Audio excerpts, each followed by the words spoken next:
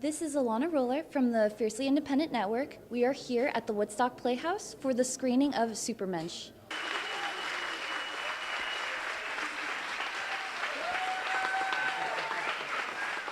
Thank you for having me here. It's an honor to be here. Thank you all for coming. I know you had plenty of things to do. Appreciate you coming. Mike Myers said to say thank you to everyone. I spoke to him this morning, and I said I finally got to Woodstock. You got me here. So I just want to ask Shep one question, and that is about your relationship with Mike Myers. That's who came up with the idea of making the film. If you can just talk a little bit about the genesis of the filming of Supermensch, and then you guys will get your turn. I think in the movie I mentioned I met Mike on Wayne's World, and I sort of tricked him into using a song I wanted to use, and but we had a good relationship. It was protagonistic but respectful.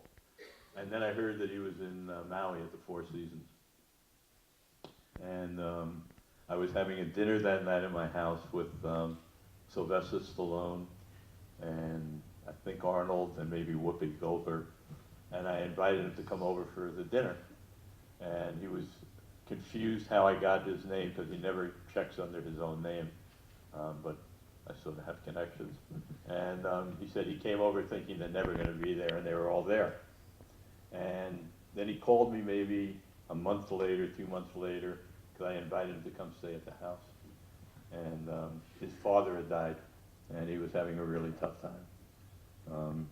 And comedians in general have a tough time with life. It's fairly well known. So he came over, and he was coming for a couple of days, and he ended up spending a couple of months.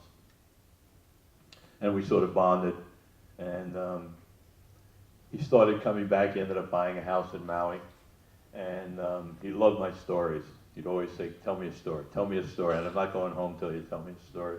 And it got to the point where we would come to the house, and he would have written on his hand names, and he'd go, okay, Charlie Chaplin.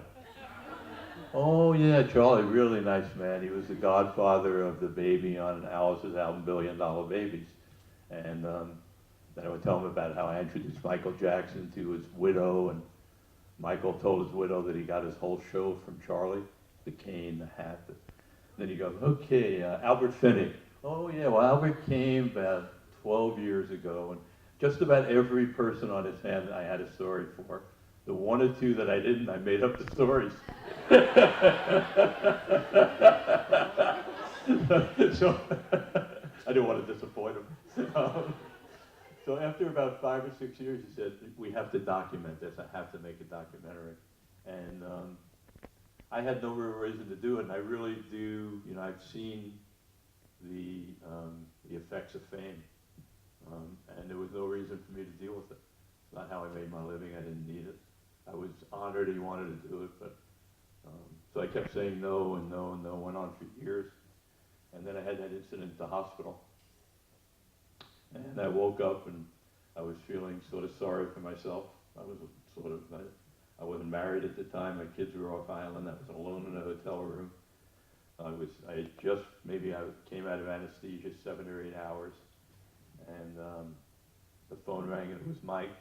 It was my first phone call. Hi, really weak voice, and he said, Shep? And I said, yeah. He said, okay, now you want to make it?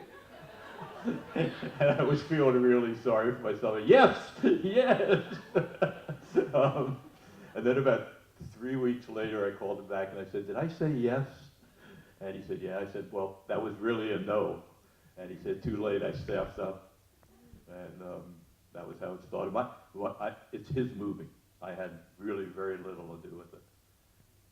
But at one point, I was in New York about a year into the process, and I wouldn't let him show me anything. I didn't want him to show anything, but I wanted to see him, so I went over to his house for some coffee and say hello, and try and support him. And when I walked in the apartment, I don't know how many of you have seen CSI, but his apartment was CSI, except I was the guy. It was, every room of his house had pictures of me, my grandparents, my school, it was wild stuff. And here we are. For more from the Independent Network and to learn more about the festival, please visit www.woodstockfilmfestival.com.